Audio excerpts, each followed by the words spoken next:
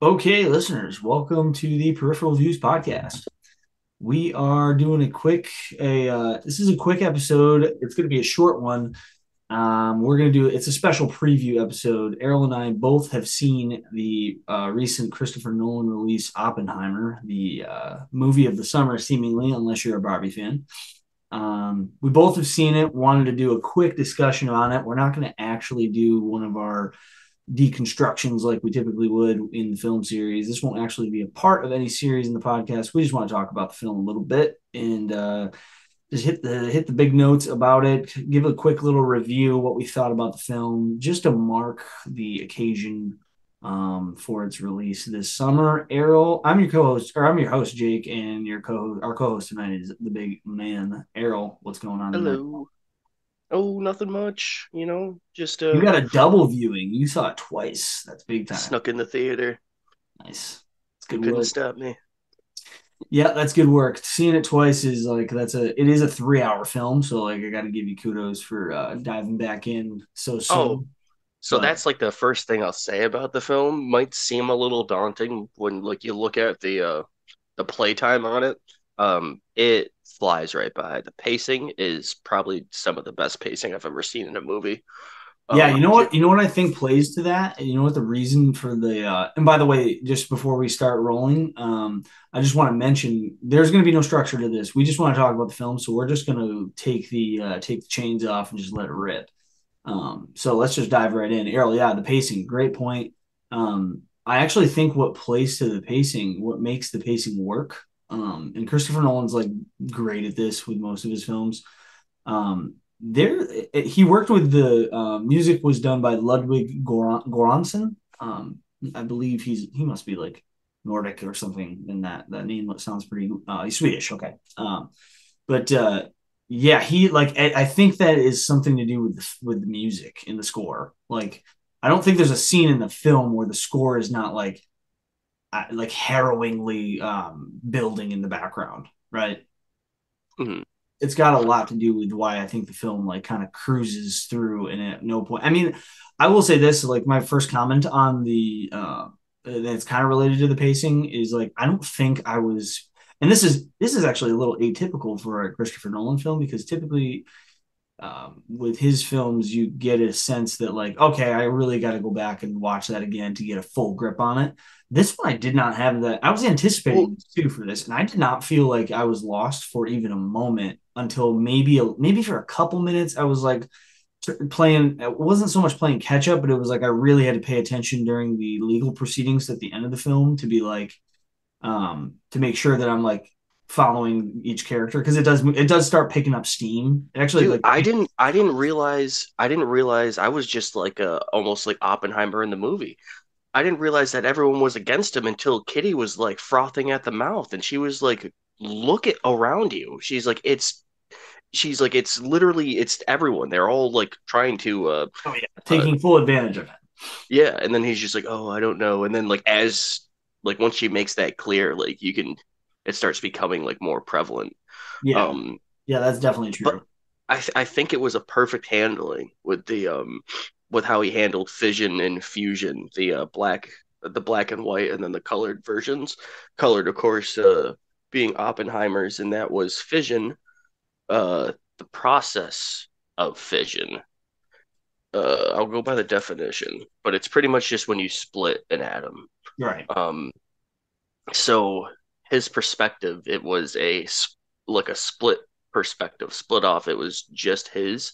It occurs when a neutron slams into a large atom, forcing it to excite and split into two smaller ones. Um, so this is So one per one. he's playing with light too, obviously, because we're talking about like the film is based on like American Prometheus. This is like the god of sun or the god of fire, and like clearly we're playing with like I mean that's the colorization aspect is like definitely through the lens of like light exposure. Yes. Um, Also, you could say it's a play on their perspectives. Well, it's also yeah, that's definitely true. There's like a because it's a non-linear narrative through the Hmm. film. I actually thought it was interesting because this is all probably not so much speculation, but it's Well, probably oh, sorry. To elaborate, by perspectives, I mean, Strauss, or yeah, Strauss sees everything in black and white. right. Yeah, because of his relationship with Oppenheimer, but It's very cut and dry. He's doing this it's because of legal. that. There's no other reason. Right. It's also, but it's also, it's an interesting. I had a theory that it was actually somewhat of a um an homage to Memento. Have you ever seen Memento? Yeah. So like that for listeners who haven't seen Memento, that was Christopher Nolan's second ever film, and the whole film is basically in color, but it's filmed backwards. So like once again, playing with the nonlinear narrative. Each scene leads up the way it's structured is each colored scene leads up to the beginning of the previous scene. So as the film unfolds, you're watching each scene in like retroactively leading up to the beginning of the previous scene.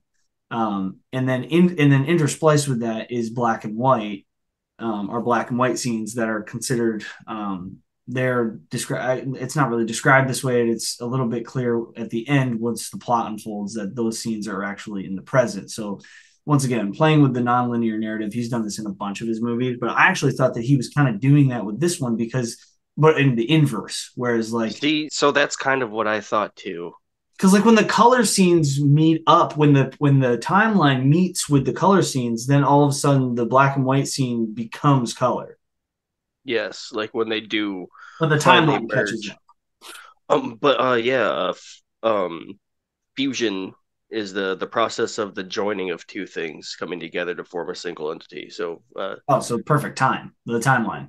right, yeah, That would make perfect sense. they end up, yeah, colliding, and then but it's like yeah, it's running the crash course for it. And we get to see the back end of it. Yeah, yeah, and it works. What do you think? Does you think it works? Like as I mean, obviously you know it makes the film unique. It's like an original. It's a very creative way for Nolan to actually shoot the film. Here's a tidbit on it specifically. Quote: in order for the black and white sections of the film to be shot in the same quality as the rest of the film, Kodak developed the first ever B&W film stock for IMAX, and that would have probably taken place actually right here in not here, but nearby in Rochester, New York.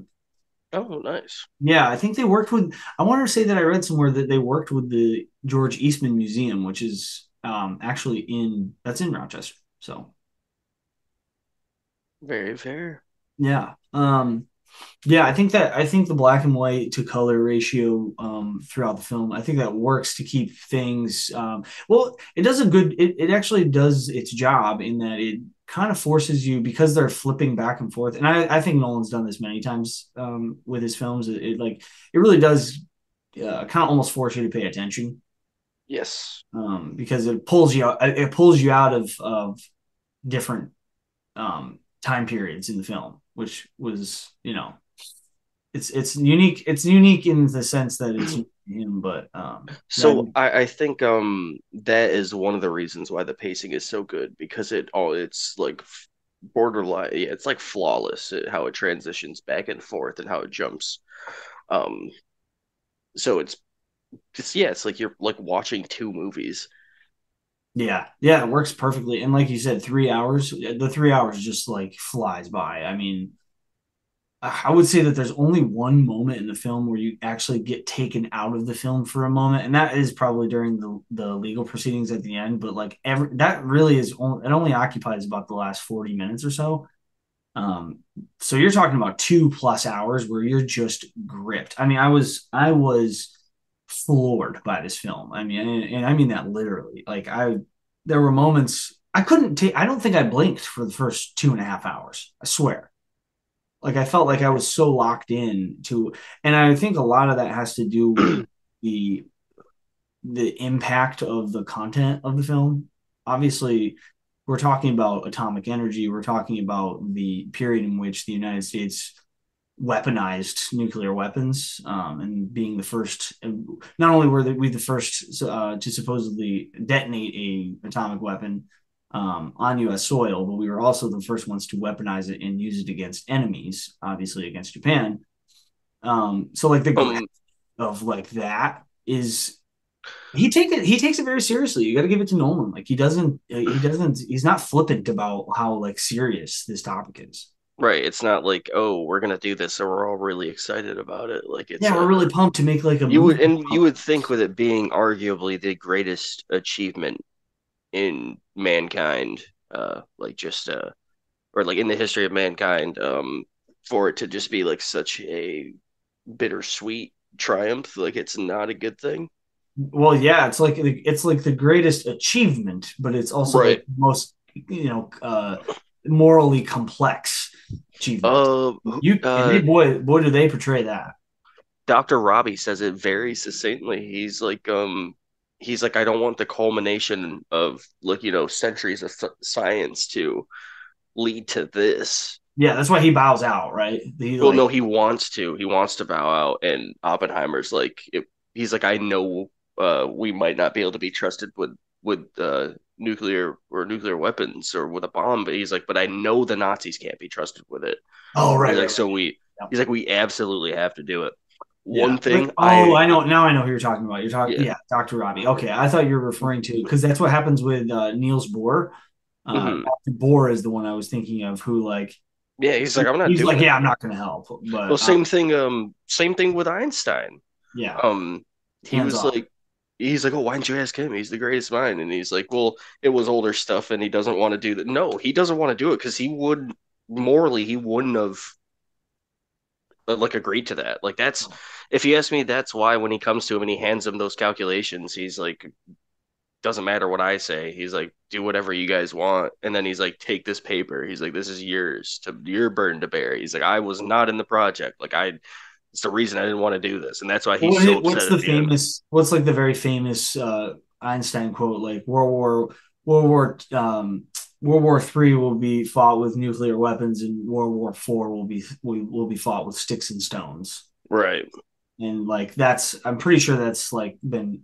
I know how Einstein is like one of the figures on the internet who have been misquoted like the most, but I think that one's actually substantiated as a true quote by him. And this film actually portrays that sentiment through the actor who plays Einstein and in the writing. And I will say, I think that Nolan, from what I've read so far about the film, I think that there's very good reason to just presume that he has stayed very, very true to the book. And I think the book as a biography has been lauded as being pretty historically accurate. There are a few little things there.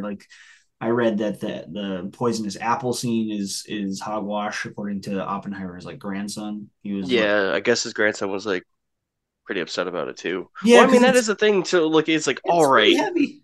I'm It, not gonna say, I'm not gonna sit here and act like he didn't nuke Japan. All right, he did that. But poisoning a teacher? but Like, draw poisoning the is line. Like, yeah. he isn't a monster. Yeah, but Like, he would never listen, let's be flat out fair. murder. He would only do it by the transitive property. Like, That kill millions, I see it. No, infect I them see for where centuries. He would you're never already just. covering the ground of which I'm going to push back on because there's obviously, I don't know. So let's just dive in. What is your perspective? And let's use the film as, I mean, I don't know how much about Oppenheimer you've read. The only reading I've ever really done about him was like I've watched a few interviews and I've read a little bit of American Prometheus before this film came out because I heard that it was based on it.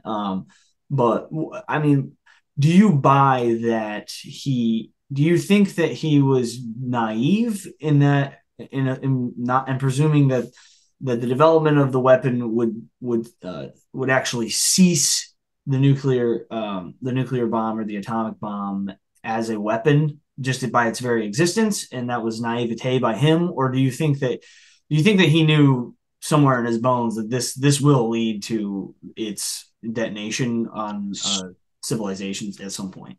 So Yes, a little bit of column A, a little bit of column B. I Sure. felt like he knew it in his bones to a degree. Like he's like, this is going to happen. And then he hoped, just like the everyone else, all the other physicists are like, we made this bomb, we can't like drop it. Like he didn't want it to happen. He was hoping, just like Niels Bohr was hoping, that it might have been a big enough deterrent to end all war. But That's what I think too, and I actually think you've nailed it. And I just want to touch on this before we move past it, though, is like the chemistry, and I'm saying this, I'm saying I'm going to use chemistry in a deliberate sense here, but the chemistry between the physicists in their aspirations to develop this weapon quickly and ahead of the Nazis, the film does a magnificent job of displaying to the viewers how easy it could have been if you were a physicist and you were an aspiring, very gung ho young collegiate physicist in the field. How this achievement, how you could get so wrapped up in the achievement and the actual development of this science that like you and could the very patriotism. easily forget what the result is going to be. That And, what that this would result in the death of hundreds of thousands of people, potentially millions in the future. Like you could see how them becoming so gung ho about it could all of those trepidations could fall by the wayside just in the spirit of achievement, right? you know what's even worse? They mention it a lot in the movie, but it really was so compartmentalized that a Oh, right. lot of, unless you were working like in the radiation or like with the like plutonium and stuff, um, you'd be like, there's only one reason we need this much of this. It's because they're trying to make Weaponize. it go critical, Yeah. and like you would be able to ascertain it. And yeah, there's a part in the movie where he's like they're doing like the marbles in the jar. He's like, we'll finally have enough to make a bomb, and then Oppenheimer goes device, and then he's like, Yeah. but they're Yeah. all See, like, that's what I they're mean. like, grow up. Like, what are we doing here? Yeah, yeah. So I think everyone involved shares. They all probably shared, and many of them are obviously dead at this point. Maybe even all of them. I would actually presume all of them. Richard Feynman was involved, which is I thought I feel like I knew that, but it was interesting. I've heard many things about Richard Feynman being like an amazing professor, and like I have a few of his books I've yet to crack, but like I look forward to, especially after seeing he was in the film. And his character doesn't have a very big role, but you could definitely presume that like all of the physicists involved in this project were clearly had a lot of moral conundrums to deal with internally, and they probably all died with quite a bit of guilt on their hearts, I would imagine.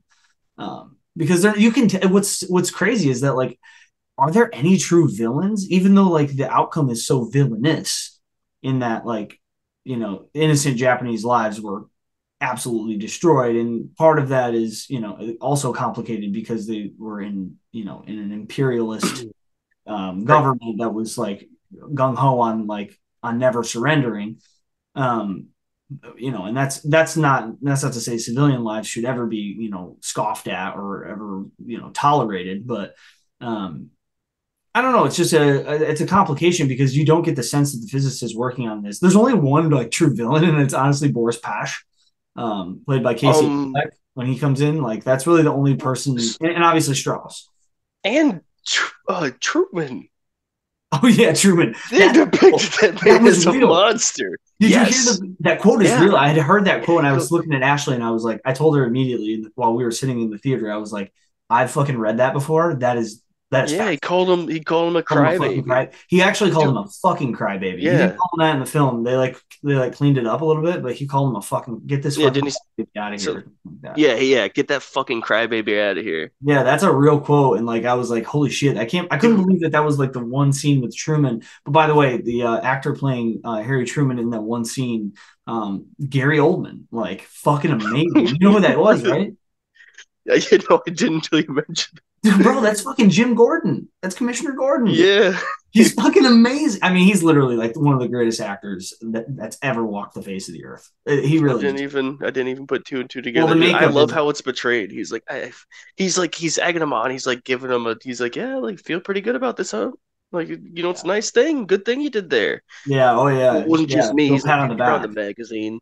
And then he's like, oh, I just feel like I have blood on my hands. So he dangles the He dangles the handkerchief. handkerchief at Oh, him. oh, That was blood on my real too, though. hands. That was actually real. He did hand him a handkerchief. That's part of that interaction. That interaction was like on the button. It's been reported, I think, because back then, even back then, especially during wartime, they always had like a documentary. What's the word? It's not a documentarian because it's not like film, but it's like What, the stenographer? yeah, not well, he sort of they didn't have like a typist like sitting there, but someone who was always taking notes for every interaction, and that interaction like almost word for word has been substantiated, like because I had heard it before the film even came out, so um I can't I wish I had the source, but you could look it up, and I'd be pretty confident that it's actually been substantiated as a real interaction. But what a dark one, because Dude, the so all right, warmonger I kind of want to feel bad for him though too.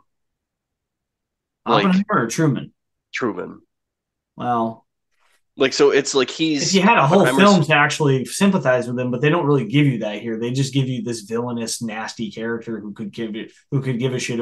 I mean, because you got But to imagine, there's no way that man slept well at night. that's what I'm saying. He like Truman likely suffered the same issues, if not like more. He probably didn't realize Definitely, like the actual like ramifications the whole time, the whole buildup. But he is the one. Truman drops the bomb. It he's the was one. him. Yeah, It doesn't. We know the plane, the Enola Gay. I don't know who piloted it. I can't think of it. Wait, no, Colonel Tibbets. I lied. Um, nice. but that's it. It was Truman told him to do it. Nothing would have been Well, done it's if it his wasn't for words. his Like word. I know, and I know that's a complicated thing too. To like to say, well, this I'm just following orders, just following saying just following orders. That didn't just excuse the Nazis in their war crimes, but like It doesn't excuse you now, too. no, it doesn't. Like following art, like if you commit war crimes, you commit war crimes. And as far as Yeah, I'm concerned, you're you dropping a go up nuclear against. bomb on a city in a, I know it's a war torn Japan, but like the fact that Well, how many civilians were killed in each, like you're talking, civilians are considered innocent lives, obviously. So you're talking probably 200,000 potentially killed civilians, dead civilians for I mean, that's an incredible war crime. Not including I think radiation sickness, right? I would yeah. imagine. So the fallout was prevalent, but it was like I don't want to say like best case scenario. Um, it what happens is with like the aerial burst, a lot of it gets dissipated to the point where there's like as much natural radiation there as there is like anywhere else. Hmm. But the immediate damage is horrifying. Everything has to be like replaced. Like you have to rebuild everything. All you can't use the metal because it gets radiated, if I'm not mistaken. Right. Yeah. So you're Um, talking about buildings and you're talking yeah. about structures, You infrastructure. can if you look Everything's at getting torn down. Hiroshima and Nagasaki on Google Still Maps, lights you up can. on a radioactive map. No, it won't. They won't light up on the radioactive map. But if you look at them, you could see just a circle, the epicenter, where there's older buildings on the outside, and they had to like just rebuild everything in a circle. Like Horrible. it's like what do you? I like how they touch on it too. They're like, oh, the fire bombings kill are likely going to kill way more people than this. But he's like, yeah, but it's not a 1,000-foot column of flame. One thing that they don't touch on is the people that were displaced on Los Alamos. In the movie, they say it was like desolate, but that wasn't the case. Um, a bunch of Native uh, Americans. Native Americans and like um, Mexicans were like living there, or I think like Mexicanos. I don't know what the exact like Mexican terminology is. Americans, American citizens, or So maybe not not citizens. necessarily citizens, but they were like living there. Occupying land. They got displaced shortly, just like shortly outside of the area. They're just told to move. Um, land rich, money poor, and now they were land Right. poor, money poor. Right. But they didn't know what was going on because, like, secrecy. They couldn't tell anyone. Oh The yeah. day of the test site, they look over and then just see the end of the world.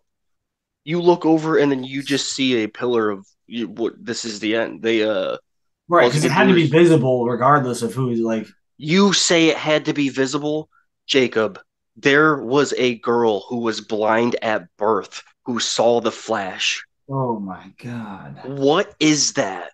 That's How horrifying is that? You live your life in darkness and then just a flash out of nowhere. You're just like, what? How you can't even explain that.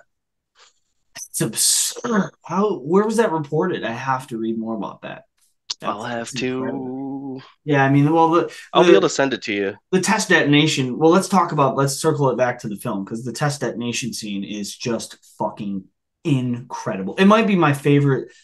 It's hard to call it your favorite anything, but in terms of filmmaking, let's talk about the filmmaking. I don't want to talk about how like dark and awful the actual event is in a lot of ways, in some very complicated ways, but like how does that scene stack up for you in terms of the whole film? Is that like for me it feels like probably the most important it's the most significant plot development in the film and everything leading up to it like it's a whole half an hour basically of build to that moment. And for me I would say it's the peak of the film.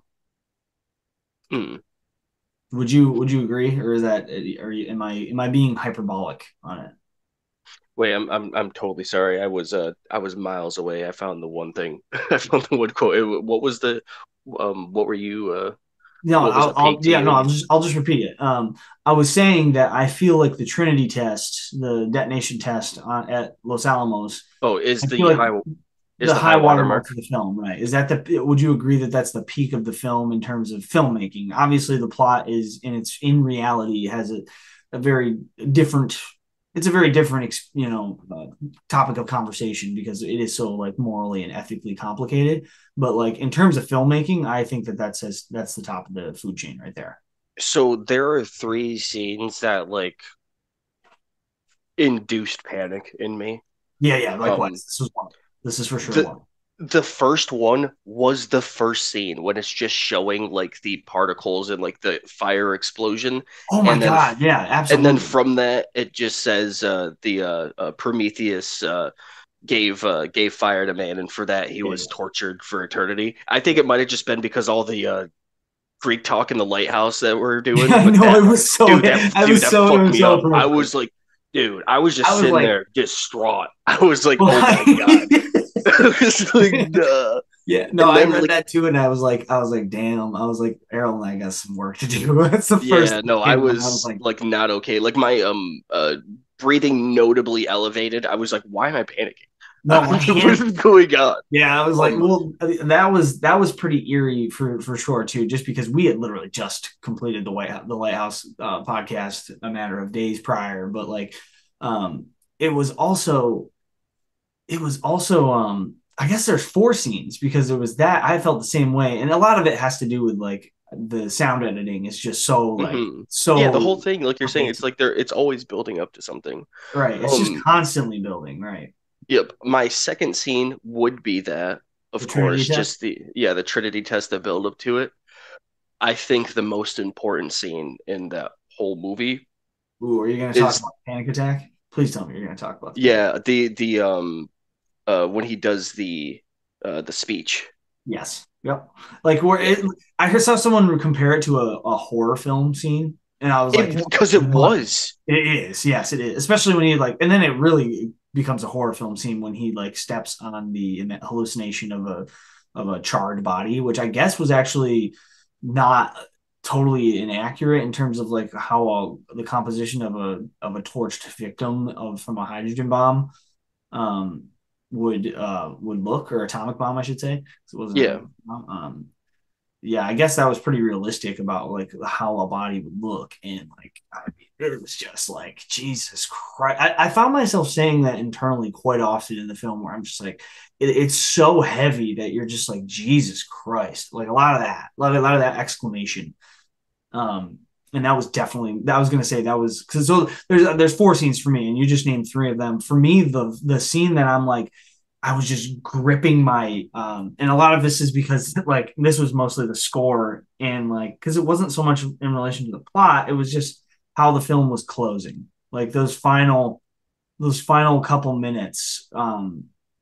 Jesus, you know, I barely even remember what happens. I just remember the sound just like overwhelming me. I was like borderline in tears. I was like just so stricken by how powerful the message of the film is. Because at the end of the day, the message of the film and the final sequence of the film is just like basically an actualization of like what nuclear war would look like in a nuclear exchange. It shows like multiple nuke heads being launched through the clouds. Like, Yes, and then he's sitting in the pilot chair yeah, oh, that's right. Yeah, yeah. watching. Like he's just like a ghost, basically. He's the ghostly father of the atomic bomb, who will basically be even long, and he's long since passed. So like he's just always like overseeing his spirit He always be has present with become death, things. destroyer of worlds. Yeah, yeah, yeah. The Bhagavad Gita or Bhagavad Gita. How do you pronounce it? Bhag Bhagavad Gita. Bhagavad Bhagavad. Bhagavad Gita. If it was in front of me, I could pronounce it, but off the top, like it's been pronounced too many times quickly. But um, no, it's that final sequence is just like I remember, dude. I think I mentioned this to you in a previous conversation since seeing the film, but I reached my hand over to my wife like and just like motioned for her to feel my hand, and she gave me like a grossed out look because my hands were so sweaty like watching this film. I was just so gripped by it. I mean, it just I've never had an experience in my life at the movie theater like this one provided me. Dude, there was just due to like some of like the similes in the Greek mythology and stuff. I was absolutely gripped the whole time too. Yeah. Um, the you'll notice that dude was smoking the whole time. Yeah, well, Prometheus, right? Like, Yeah, he was covered in the flame. yeah, yeah, it was a lot of that symbolism's in there for sure. Well, you had to imagine that was always going to be the case, being that I mean the book is called American Prometheus Hmm. because I mean, which is it's so strange that we talked about the lighthouse right before this came out because it really is like it that this is like it's not even obvious. It's actually almost literal. Yeah. He's almost literally Prometheus. No, Like, he's called an American Prometheus. I right. forgot who calls it to him. It might like be Einstein or someone. It's one of the No, physicists. He's no, it like, was Bohr. It was Dr. Bohr. yeah, he's like, yeah. He was like, you brought them the means to destroy themselves. Right, yeah. So one thing that I skipped by, and I think it was really important that they put it in, was the apple poisoning scene Mhm. because, like the flame, the apple it represents knowledge. So Okay. what does he do? He takes the apple and he poisons it. He takes the knowledge and he makes it dangerous. So like that's Um, what he did with the splitting the atom. He took knowledge and he made it like something that can kill. And he made it what the happened? most dangerous it's ever been and will ever be. Yeah, made it a ticking time bomb. But then once he sees like what he wakes up immediately. He's like, I don't want to kill my professor. He's like, I don't want like to be responsible for that. And What also showed like a almost I think the point of the scene, and that's like obviously a symbolic view of what they're going for, which is on point. But I also think it was a great move. It was a great move by the filmmaker or the writer, whoever wrote the screenplay, um, to just further complicate the figure morally. So you're not quite sure where his intentions are. Is he villainous? Is he murderous? Is he impulsive? Like who are we dealing right, with? He's certainly neurotic, but then again, is he neurotic because that's his nature, or is he neurotic because he is overwhelmed by knowledge? Is he neurotic because he's like so overwhelmed by knowledge and the power in which he's been given? Um, right. it's And just a it's if a you ask he's a Strauss, it's the complicated figure. latter. Sorry, say that again. If you ask Strauss, it's the latter.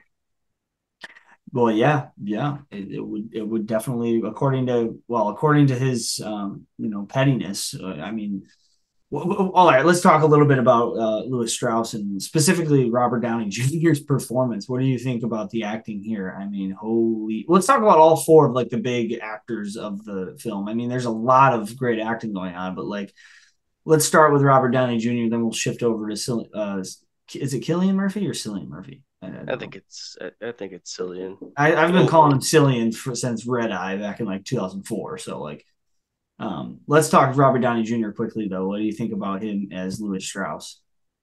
um, it was scary good.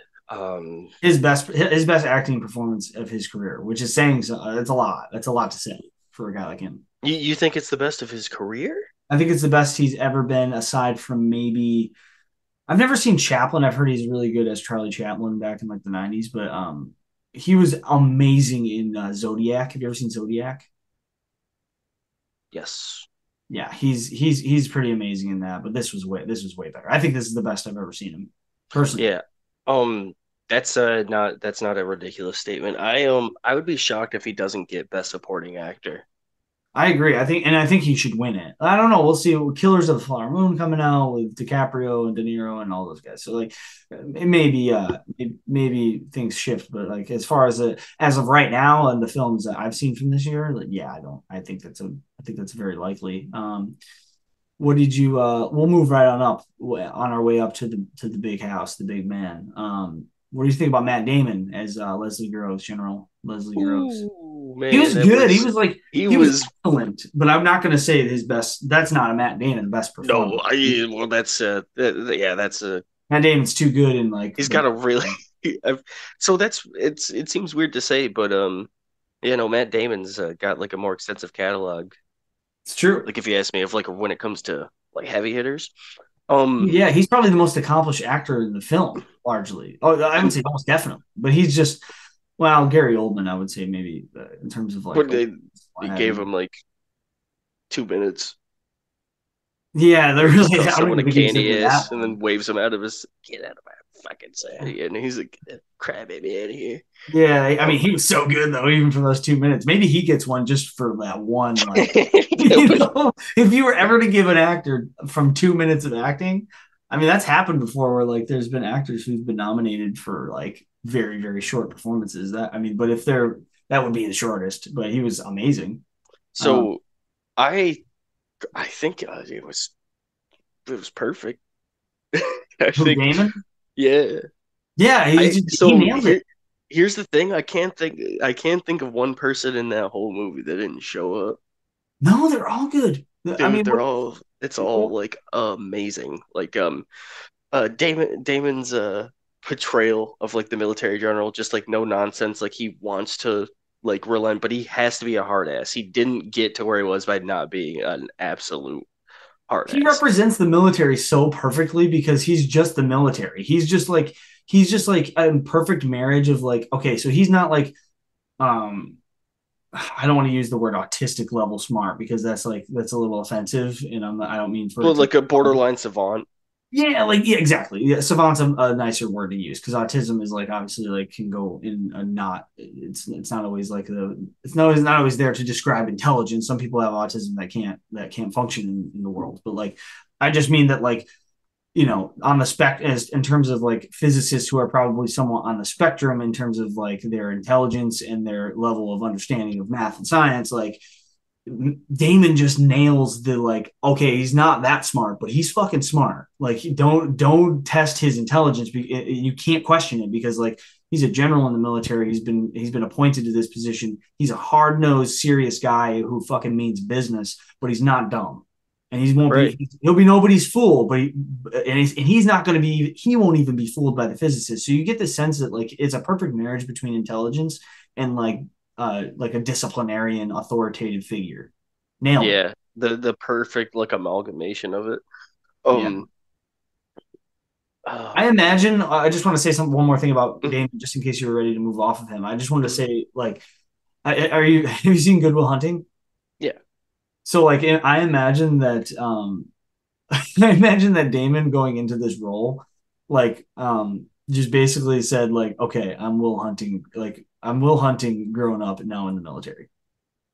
Right, just like no like he nonsense. just extended the Will Hunting role into like his adult life. Like, oh, this is a continuation because there was like a secondary consideration about like a sequel to Good Will Hunting where Will goes into like the CIA and into the military and becomes like a high ranking military official because like he's so smart. right, like he should. Yeah. So like maybe Damon used that as some like acting inspiration potentially. I don't know. Right, just to dust it off the old notebook. Yeah. Um, He was great. I like how Oppenheimer like describes him when he's talking when they're talking about him. He's like, I'm just a humble soldier. He's like, you are neither. He's like Yeah. he was like, you are he's like, you went to what is it, like he went to like Berkeley, or no, he did. I don't think he went to Berkeley. He went somewhere for Oh, so they actually talk about to his be an education. yeah, he Was went somewhere to be an engineer, and I think I don't know why like Berkeley is like sticking out. Maybe just because they mention it so much Well, I'll times in pull the him up movie. right here. It actually looks like he went to. Oh, interestingly enough, you know where he's from? Hmm. General Leslie Groves was born in Albany, New York in 1896. Oh, I like how all that there's always a little tie-in, There's like a little someone's tie into New so York State. Hey, New York State's an important place. You know, it's birthed a lot of intelligent, important people in the world. Looks like he, couple cool cats from yeah, New York. some cool cats, some also not cool cats. A lot of very uncool people from New York, but no, it looks like he just went to Army War College. It doesn't indicate that he went. Not that I can see here. I won't chalk his education based on this Wikipedia entry, but I don't see anything cropping up in front of me in terms of education. But it's, I mean, Yeah, no, well, either he way. said he went Oh, there to be like an engineer, and yeah, for him to have like a grasp on like what's going on, like you can't just they don't just trust anyone, and you don't just walk your way into being a general. no, no. Um, let's move up to what did you think about Emily Blunt as Kitty? I mean, holy shit, what a performance It that! was really good because I couldn't stand her, dude. Oh, that was the whole point. That was the whole point Yeah, to be that like, was and she then did it but then she perfect. turns at the end and you love her. Like you're just like, damn, Nah, nah, still she's not loyal. redeemed. No, I thought so a little bit. I mean, well, she's loyal to him though, and she was pissed at him, and she was drinking, and she did some pretty Was like drinking. She was the liquor she the like whole really, time. I don't know what he yeah. was thinking. Was Well, like, not why only she was that, she did some drinking? unethical shit, like the way she talked about her kids and the way she treated the kids, and like that part, Yeah, it's not. because she was drinking. He should have saw that. But It's but she was right on his behalf. She treated him like shit and talked to him like a child, but like, she was right. Like he needed to stand up, but and like actually fight back, but it just wasn't who he was. I don't know. She was right. Like you had actually mentioned this earlier in the podcast that like, you know, her perceptions on the men around him and their taking advantage of him was not wrong. right, exactly. I Definitely think a tough character to like though. maybe I'm a little hard on him because I think Edward Teller. I don't think he did that much that wrong. Which character was that? He was Oh yeah, Eduardo, right? the one who like snaps on the one guy and he's like, I'm leaving. He's like, I'll meet with you once a week for 1 hour. He's like, the Yeah. hydrogen bomb guy. Yeah, the Hungarian dude. Yeah, yeah. Yes. Yep. I remember who you're talking about. Yeah. Um, yeah, I mean he was didn't he like try he like I don't know. He like turned on him and I can't remember what the context was cuz Like I mean he didn't so he said he that shook his hand after basically saying like I he said disagree. I wouldn't he said I wouldn't like work for him again just because he was a little like neurotic and he goes I would wish to work with someone who I felt I understood more, therefore like felt more comfortable to work Yeah, I thought with. the same. I know now. Now I recall. Yeah, I think there was definitely he handled it pretty like somewhat professionally. I think that she was Yeah. just like So I guess that happened in real life. I guess Kitty didn't shake his hand in real life and he cried. oh man. Well, Yeah. these men must have been pretty fragile after everything. Like they Dude, after carrying all of that. yeah. Oh Now my you goodness, don't dude. You want to went because you don't want like anyone like you need like imagine the support these men probably like would have needed. And it's not to say, I'm not going to say that they deserved it because I don't know about that. I don't know that I feel that way. But the support that they probably would have needed to be able to shoulder this burden, the support they would have needed from their peers and the spouses of their peers, even to that degree. Specifically in this context, I mean, you have to imagine that like it's the I don't know. I mean, I don't even What know do if you they're there say? anymore. What do you say to one of these physicists as like a therapist? I don't know. I think that's What uncharted. What is it? What is it's not uncharted territory. It's like I mean, it is, but there's a phrase that describes things like that, especially in psychiatry. Like I don't know. it's unprecedented. It's well, that's for sure. That's an absolute. I mean, it truly is unprecedented, and I don't know how one psychologist or I mean, all that will happen in those conversations, especially in like something like psychotherapy, is simply going to be rationalizing. That's all Hmm. you. That's the only way to get through something because everything else, the gravity of the situation is in what they did, and detonating thermonuclear weapons is um, I mean, I don't know what I mean, I should differentiate. I don't think were they considered. They're not considered thermonuclear. It's an atomic Yeah, weapon. yeah, no. Well, thermonuclear, I think that's the hydrogen bomb, That would be the hydrogen bomb, right? So if I'm they not mistaken. When I growing up, I was always under the implication that thermonuclear was just anything that was like a atomic. nuke. Yeah, Um, yeah, I mean, either way, I mean, the gravity is just like. Um, this is why I feel like the film is. This is why I wanted to do this podcast tonight because I just feel like I don't want this moment to pass by where like American cinema is taking on this topic because I actually think well Dan Carlin actually just put a book out a couple of years ago. It's called The End Is Always Near, and it specifically is. I feel like he would probably somewhat agree. I mean Dan Carlin's he's not um, he's amazing in every way, but I don't think he's one of the more popular. He's not the most popular voice on like geopolitics in the world. He's maybe the most popular podcast in the world, and he's one of the leading voices on the topic, and probably one of the most knowledgeable. However, um, you know, I thought that was like I really was hoping that would be the book that like pushed him into like a more mainstream, and then the world would start having more productive conversations about nuclear development in places like North Korea and Iran, and um, instead, I feel like I don't know what it's going to take, and it's nice to see a film that was bold enough to take this on and have something to say. Important to note that like this film had something to say about nuclear weapons and their existence in the world and our responsibility to them. Um, yes. I don't think that should be like I don't think we should sleep on that notion of the film. The film was not just a biopic. This film had a political messaging for sure, but an important film. And like I said, I did want to. This podcast was like this is what this was about. Was like I feel like it's an important moment. It's an important moment in cinema because it is just so iconic and so good. It's going to age very well. Um, Yeah, no, I think you're exactly right. And like just calling this audible yeah, the 100%. second like it happened. Because yeah, no, that is so here's the thing, like I saw it was something that was like really silly. It was like, why didn't Oppenheimer have an end credit scene? I was like, well, because it isn't a Marvel movie. I was like, because it was kind of put succinctly. But there is like the end credit scene is it was the Cold War, it was history, it was like what is going on now? The Earth can light up like that at any moment, like I for no know. reason, just because one dude's like, I'm sick of it. Well, Woo. did you hear that? Like, because Moscow is getting striked and shit in Russia, like they're taking the Ukrainians are now like taking the war into Russia. I'm not. It's not to indicate that that is like assuredly going to lead to a nuclear exchange between Western powers or anything like that. I don't think so. I personally don't think so. But the the what we have tools of measurement to determine the likelihood or the probability of I mean, it's actuarial that in terms of a science as to when or the probability of The something like that. Doomsday Clock.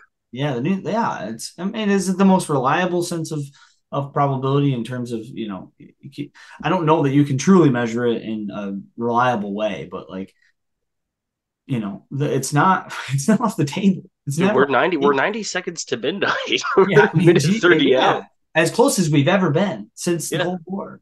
like even during the Cold War, I think we're closer to in terms of likelihood, which is just like it's always a scary topic, but it's I mean, you can't make an argument that anything is more important. It's not possible to make a more important argument than like how do we responsibly have nuclear weapons in this world where war is inevitable? I don't know. I don't know, but it's important to 1947, it was 7 minutes to midnight. Jesus. Well, that's but factoring into the probability is likely the continuation of the development where like many more countries like India has nuclear weapons and Dude, when before the like proliferation, like the United States had like 31,000 nukes. Jesus Christ. Dude, Jesus what do you Christ. do with that? What do you What are you do? You supposed to blow do? That's the enough to world kill and the the moon? Like, dude, you're not exactly safe no. either, dude. Yeah, Send them to to Mars. blow up the sun too. Yeah, you like you could feed it. Yeah, You could try with would that it just make much. the sun bigger? Like I'm that's just the dumbest thing I've ever Yeah, seen. I'm willing to admit it. I mean, I know it yeah. is. No, it wouldn't blow it up, but I mean, it wouldn't. Yeah, for science, I don't know. You have Let's see what happens. throw 1,000 of them at him. You have 30,000 more. Yeah, I don't know. Like, Fucking yeah, it was Tyson. Somebody get DeGrasse Tyson on the phone it was more than enough to blow up the world like many times over. a few times over, right? Yeah, yeah. I just think that it's. I just think that the film, and I'm so glad that the film didn't end with like some trite thing where they like. I was half expecting, but I trust Nolan enough not to do something like this. But part of me thought like a lesser filmmaker, we'll say, would have just like done a little like flash sequence of like all the events that took place since his death or something like that, like the falling of the Berlin Wall and all these like geopolitical stuff. But like he said, fuck that. That shit's not even important because what's important is now and like look at what could happen. Like Hmm. here's the launching of like many nuclear missiles and like here's the man responsible. Here's his story. I know that he's not like a political person, Christopher Nolan. I mean, I'm sure he has politics, but like this is like kind of beyond politics in a lot of ways. And I don't know that he was intending to make the film to be a political statement, but like I really hope that it offers a channel to discussion about this issue. Yeah, I hope it does too, because uh the world is the victim of that day. Like, we are all at risk now. And the thing is, people have been affected to varying degrees, varying from the absolute extreme to, like, the people at Hiroshima and Nagasaki, to some other unknown extremes, like the people who were displaced at Los Alamos, Yeah. the people who were born down or who lived downwind of it, Right. had to be absolutely secretive, so they didn't tell anyone what was going on. You'll notice uh, and it actually happened too in the movie. Before they do the test, it was raining and like thunderstorming. Right. Oh yeah. Right. Right. Yeah. It was during like a rainy season. So what Yeah. happens is when that fallout goes into the air and then rains down, We're um, talking many, many miles west or it, probably it east or and south. it takes a lot of the radiation, some of the heavier materials, and it draws them out of the sky because it uses like it's a particulate. Isn't that what? But that's like what they can produce like acid rain, right? It's yeah, well, it's acid rain to the extreme. Right. It's radiation, and then that goes, Radioactive rain. and then a lot of those people who were living by there, they were drinking the rainwater, they were Oh, drinking the milk Jesus. from their I cows, they mean, were God using only it to knows. water their plants. And their They story couldn't wasn't tell them told in the about it. film. Their story should have been told in the film, but like They did. I A lot of people are kind of upset that they didn't, especially people of like Los Alamos, New Mexico. They're like, we were just totally forgot there. A lot of the people who were like migrants, they were like, we can offer you work, just deposit all this like depleted uranium, like, just like yeah. move this stuff, build the Well, houses. I'll say this. I'll say this. I think they could have very easily like he could have probably here's my opinion. He could have at the end, if he wanted to pay homage to especially the Japanese, he could have like there could have been like a statistic or something like that at the end, and it could have included like an anecdote about those peoples. But like I also think like Christopher Nolan's not a fucking villain for omitting something. It's a fucking 3 hour film. Yeah, You yeah. know what I So mean? that's And he's also what I was making. thinking too. I think he was trying to make the best movie. I don't think he was trying to be like And sensitive. I think they. and it's almost like so while it is like disingenuous to have some of that out, like it is like just a retelling of it. And also it's from the point of view of Oppenheimer. Right. He's not The going film. to he's Right. already Like, rationalizing enough. He's not going to want to think of the people that was displaced. He's like, we're going to literally drop a sun somewhere. Like he has bigger fish to fry. It's probably something that like weighed heavy on him. He was, well, it's not even. It's just not. It's just not That Tommy about was that. borderline a Russian.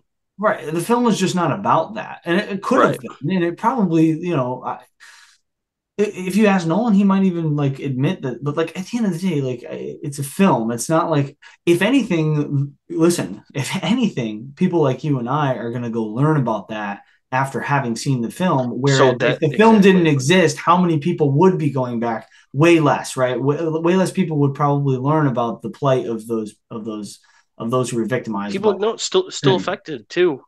Sure, sure, sure, It's sure. like a fourth or third, fourth, fifth generation people living in Los Alamos. They have like a like really crazy cancer rates. There's this one girl quoted saying like it's not even like if you're gonna get cancer, like if you live around here, it's like when. And yeah, that's terrible. That's just Hmm. terrible. Yeah.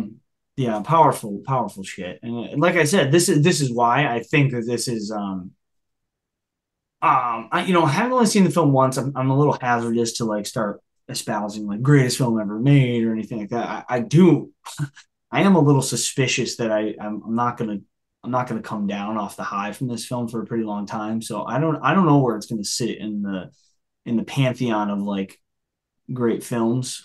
Even with some of like could that stuff have been included? Of course, he probably could have. But the film is the film. It is what it is in its story. And like I said, there's a lot to be. I know for one fact that I left the film wanting to learn as much as possible about this era and beyond what I already had learned of Right, like in what the you film and thought you before. knew. I'm sorry. Like what you thought you knew. Like Yeah, yeah, I like thought I I was want like to. pretty well versed, and then like no, I had to like really start Yeah, there's digging a into it. lot. There was like, well, it's impossible to know everything about this era and about specifically the Manhattan Project itself is its own like unbelievable story, full of all kinds of anecdotes that it's tough to get a grip on all of it. But the film inspired me to go learn a lot more about it. It inspired me to crack American Prometheus open again and try to plow through that book, which that's a like a that's a yearly goal for me. I'm gonna try to get that film digested before the end of the year. Dude, I'm I sorry, what? tried to read T.S. Eliot's The Wasteland. Oh, right, you were mentioning this. Dude, I was hurting, man. Yeah, yeah. Sometimes there's some books out there that do that. American Prometheus is extremely digestible. It's just long. Mm. It's like 900 pages. It's very long, but it is digestible and it is super interesting. And there's graphics and it's it'll keep you once you start it. It's easy to keep rolling through. It's just a matter of it's a time investment for sure. But um, The the one thing that did stick out in that to me though is a the start of the poem uh has something, and it's I think it might be Latin, and it's like a nam sibilum quidem cumus ego ipse oculus meus vidini ampula pendere et cum ili pure disrente or disrent. And so what that is, probably could have left it out, but I'm gonna I say want you to take a crack really at it. like you did your best, and I applaud you, but you totally butchered it. I'm like I look back and I just like summon a demon. I'm like, what? I'm like, what the, yo, what the The ghost of Oppenheimer just like heck? you conjured him. Drags me down to hell. But That was an yeah, exorcist. it translates to I saw with my own eyes the Sibyl at Cumae hanging in a cage, and when the boy said to her, Sibyl, what do you want? She answered, I want to die. Sibyl was a prophetess who was given anything, and she asked for as much years as there were grains in a handful of dust, and Apollo granted it to her, but she refused to become his lover, so he just let her like rot for hundreds of years. He gave her old age, but he gave her like life, but he didn't give her youth. So she knew everything, and she was just withering, dying. And she's like, I wanted, like, she knew everything, and she's like, I want to die. And I feel like that's just kind of how like Oppenheimer felt. Like Mhm. he was like withering away as he kept going, and he just like wanted to die because he knew exactly like. Well, that's why the book is titled American Prometheus: The Triumph and Tragedy of J. Robert Oppenheimer, because So the story of Prometheus is like it couldn't be more perfect. In the beginning, they leave out the birds, which is that's cool enough. Because it said he's chained to a rock, and he'd be tortured like eternally. Um, Chained to a rock. The whole movie he wasn't able to celebrate anything like or he wasn't able to celebrate like his achievement or anything just because of how bad it was. So like he was like brought down to earth. He was humbled. Like he was mm, and he was tortured. So like yeah, he had the like the psychological torture of all that. So it's like it it was does like happen almost. throughout the film too. There's like moments where they make like breakthroughs in their research or in the development, and then like there's one scene like he comes home to celebrate with Kitty, and she's just like pissed off and had been drinking all day, and the child had been like crying, and she Mhm. just, like, shucks him off. So it's like even in the moments where he did have something to like celebrate, like he's just a tortured soul no matter what. So but anyway, I mean it's a powerful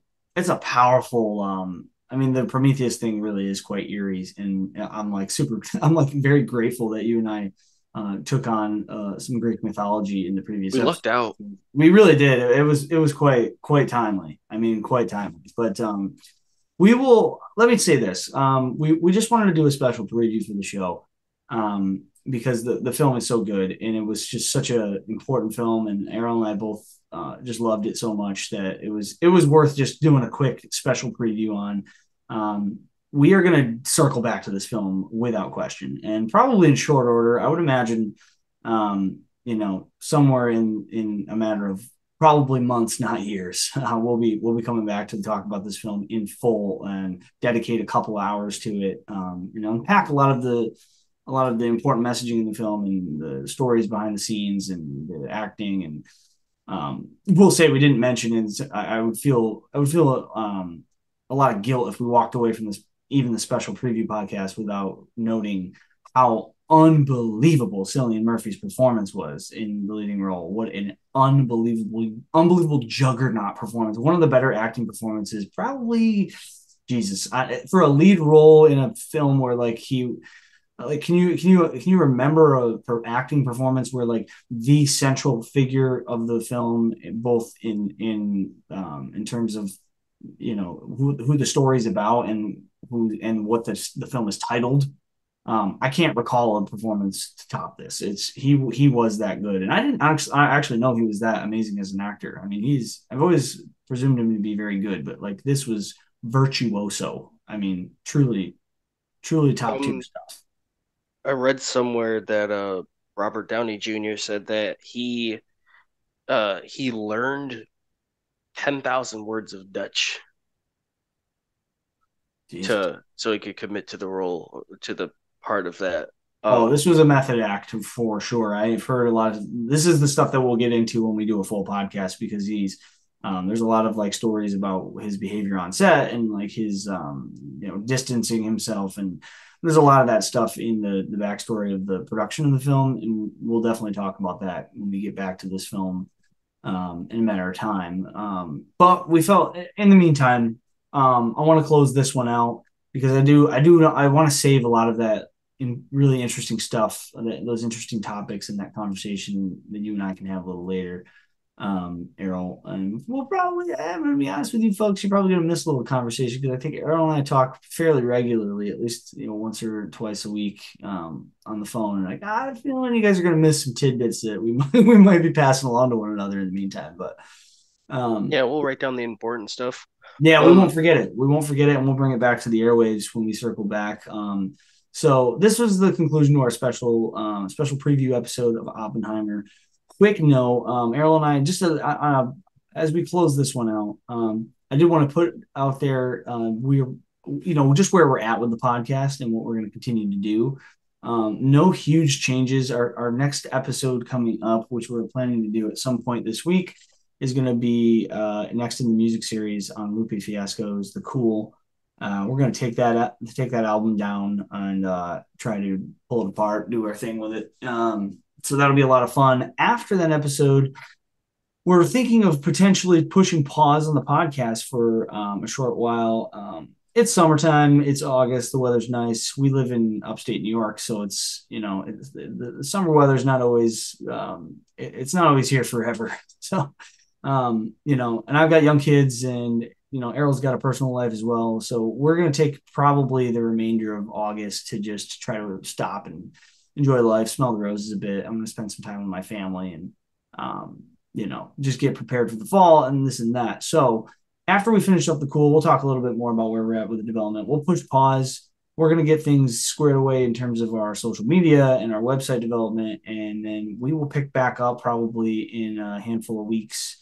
And we're going to try to come back with a big one. I'm not sure what we're going to do yet. Errol, you don't have to tell me what they are, but do you have any big ideas in place that you want to bring to the podcast? Just don't announce them here, but like, do you have something in your chamber?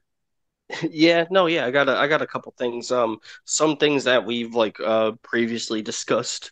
Um, I don't think on air, but stuff that we've had like in the old in the old on the back burner, just Production hanging in talks. there. And yeah, with the little break, it might be something that or we might have some things that will be better fit to dive into without the the time constraint. But Yeah. no, we'll definitely we'll come back with something cool.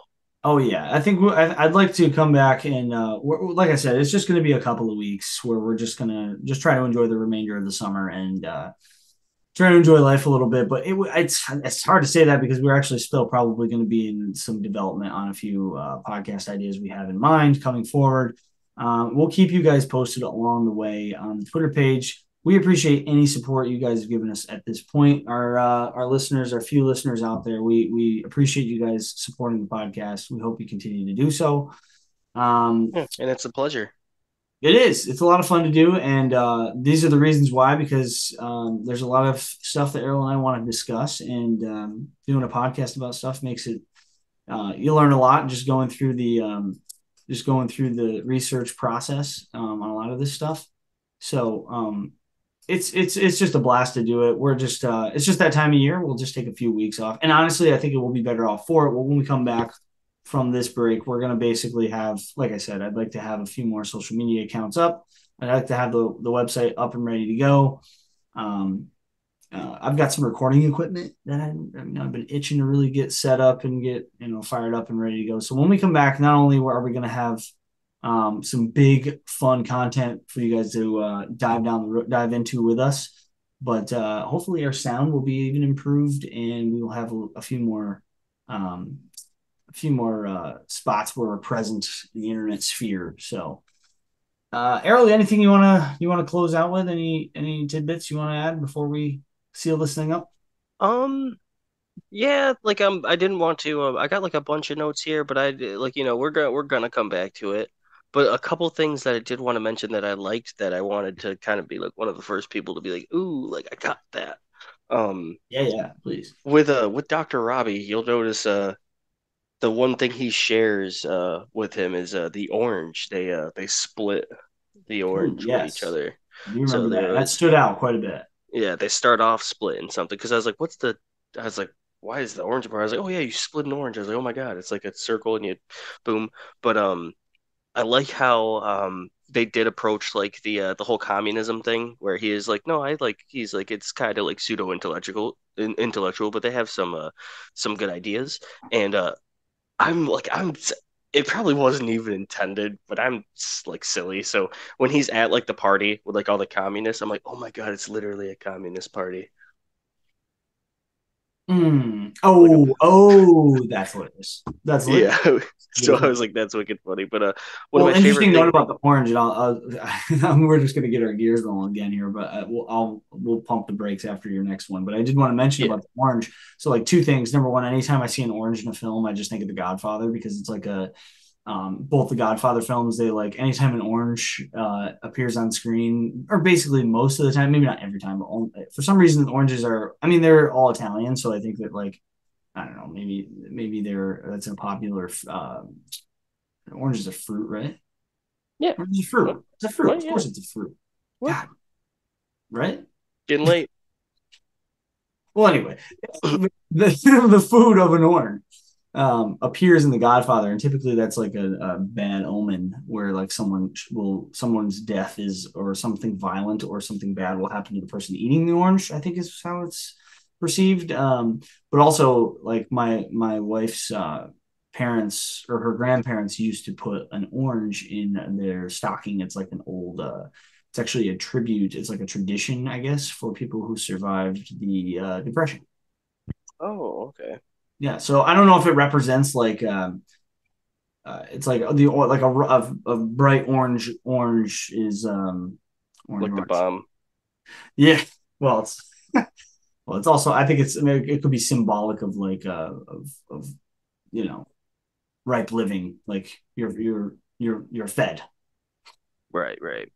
But yeah, like no, the other there are two like wicked little quick tidbits. The one was when they're moving the core into the bomb, they're holding it like the Ark of the Covenant, and Oh, true, very true. I was Yep. like, ooh, that's pretty neat. And then I don't know, it's the guy eludes me right now, but the dude who was like brought Oppenheimer onto the project, who's like, they don't trust you because you're a dirty, filthy communist.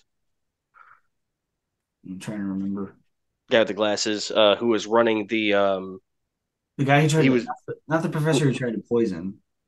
no, the guy who he was running the Oh, Ernest Lawrence, Dr. Lawrence. yes, yeah, I believe so. Yeah, Um, Dr. he's Lawrence. talking to him about like he's like, oh, like you don't see the revolution, like the scientific revolution and like the art revolution and everything else. And then he's like, we already had our revolution. I was Mm. like, that's the most American statement I've ever heard in my life. Like, Yeah, just such like a governmental, just fed like, yeah. nope, straight and narrow from here on out. You guys are gonna just have American dream. Nope, we had our revolution. That's we are America. It happened at the start, and that was No all we needed. development for this country. We Yep. He's like, nope, I'm gonna take that commie talk across the water. yeah, But no, I well, thought that was really funny. very weird commentary on the on communism for sure. But No, it yeah, wasn't. It was during the Red Scare. yeah. Well, no, I didn't. I don't mean weird as in like inappropriate. I just mean there's like how they kind of filter it throughout the film. It's I mean it's part of the story whether we anyone likes it or not. Uh, Hmm. yeah, how they play with it in terms of like him being obviously accused of it throughout the film. I mean, they when they're like mother, brother, wife, Yeah, it's like tough. it's A little tough. A it's little an tough to easy parallel to be like, not a stretch, yeah, especially if you want to throw under the bus. yeah. Where they land on that, we will discuss in a because I got some thoughts on that on where they land with that in terms of where I land with it in terms of my perception of that, but You comfortable enough to rate it now, or you want to wait for that? nah. Oh, rating. You're talking rating? Yeah.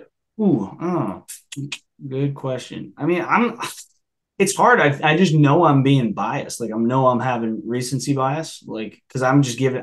It's a 10 out of 10 for me. It's always like every since I walked out of the theater, I've had a really hard time not thinking about the film. It's been like rattling around in my brain like pretty regularly. It's a little better now because it's been almost a week, but like for like 4 days straight, I could not stop thinking about the film. I mean, it was just that good. It's a 10 out of 10 for me as of now. I'd like to see it a couple more times before I'm willing to like truly give it a rating that I'd be willing to like etch down. As of right now, it's a 10 because I haven't seen a movie. I've never seen a film like that. Have you? Like Nope. that? Like, have you Nope. ever been impacted by a film like that? Like No, where no. it's I'm trying to think of a better like biopic that I've seen with a more star-studded cast that has tackled a more critical like doesn't subject. exist. Yeah. Doesn't exist. Doesn't exist. Truly doesn't exist. I mean, you have like the theory of everything came out, and that was about Hawking, Stephen Hawking, Dr. Stephen Hawking. But like, and that's like an important. He's an important figure, and his story is important. But like, as a film, it's not even. It's they don't even. Matt They're not Damon even says talking it. the same language. Matt Damon says it to one of the scientists. He's like, "Why are we gonna do that?" He's like, "Maybe because it's the most fucking important thing that's ever happened in the history of mankind, Right, and and it's like it probably still is to this date." that's what I mean. Um, It's like it's actually not hyperbolic when they say that. Like he yeah, says that, and like that's what's they would. Christopher Nolan would never write that into a script. He would just because it's ridiculous. No matter what film it is, he would never write that into one of his scripts until he made this movie where the statement is undeniably true right. because Yeah, it's no, such a Matt Damon corny, it's screams such it an in his over the face. top line Yeah, he screams it in that guy's face and just storms off. Doesn't even want to be bothered with him. because he fucking meant it and it was Yeah, true. It's I don't know. For me, it's a 10 out of 10 pending. Like if I see I have to see it again. I know I'm not. I'm pretty confident I'm not changing my rating, but I want to see it again before I give it an. Well, how about this? I'll probably see it once, 1 to 3 more times between now and the time we sit down and do a podcast on it, and hmm. um maybe we'll have a little off air. Let's have a little wager. No, because it's too No, subjective. we should. That's like the physicists were doing when the bomb was gonna go off. We could do that. We can gamble.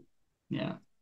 Well, I don't know, but I could always just to win the bet. So if it's about my rating, then like you know, I don't know. I don't anticipate my rating to change. I consider it one of the best. It's easily for me right now. It's one of the best films of the 21st century. Probably maybe the best. It's like it's There Will Be Blood and No Country for Old Men and Oppenheimer now. Like that's in But that. those movies aren't as important.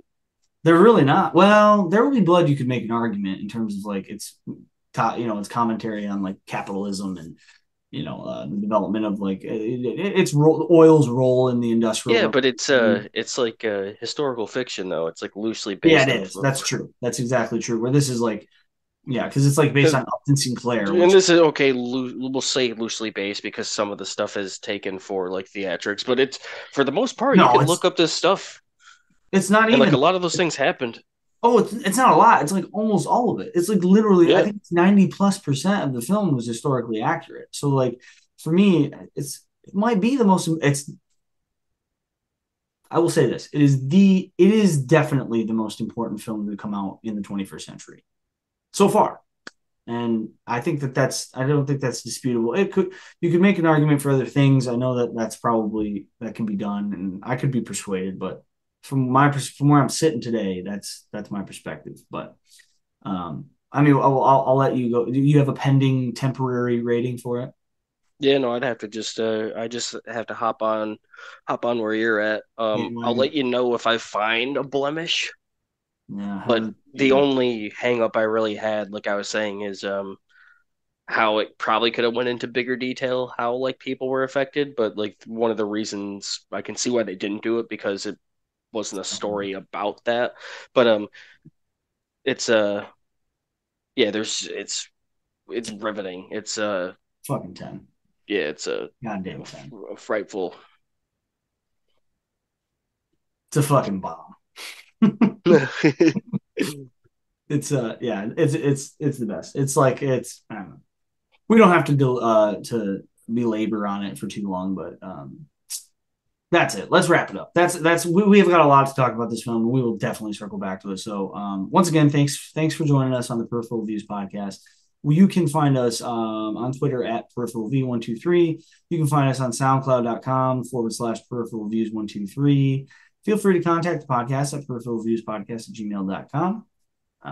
If you're streaming us on the SoundCloud website and looking for a little bit easier access to your mobile apps, we are on the Apple Podcast, throw us in the search bar. We are also on Spotify, and please do the same there. If you do happen to listen to us on those apps, hit the notification bell. Please be sure to subscribe and leave us a positive review and rating because that helps us out tremendously. So that's it for today's podcast on Oppenheimer. Short preview. We'll circle back to it in a handful of time. Be patient with us. We'll be back actually very soon with Lupe Fiasco's The Cool. We're going to talk that film later in the week. That episode should be out, I would say, no later than next Monday. So keep your eyes peeled for that one. We will have that out and ready to go. And after that, we're going to take a long break. And if something develops between now and our next recording, we'll let you guys know in that recording. If not, we'll see you guys in a few weeks after that podcast. So hang tight for the Lupe Fiasco is the cool, because that one's going to be a lot of fun. We're going to have a ton of we're going to have a blast talking that album, and a lot to discuss there too. We'll go a little bit longer on that one, but in the meantime, thanks for joining the Peripheral Views podcast. And